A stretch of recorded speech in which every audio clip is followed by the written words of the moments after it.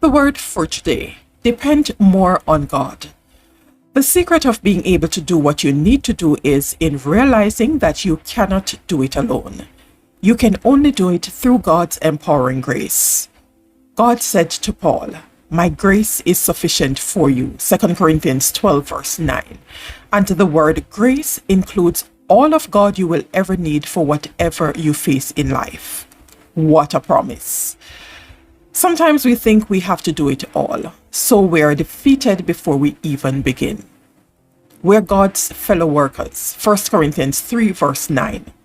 We can't do God's part, and He won't do our part. He wants us to follow His leading, but He insists that we depend on Him every step of the way. This is hard on our ego, which says, "I can do it myself." Sometimes we have to be beaten into the ground before we let go of this kind of thinking. Knowing that we have certain gifts and talents, we make the mistake of assuming we can use them to succeed in our own strength. No, unless God's grace is operating through your gift, you won't be adequate to the challenge. The Bible says, we have different gifts according to the grace given to each of us. Romans 12 verse 6. Grace is like electricity. In order for it to function effectively, you must stay plugged in.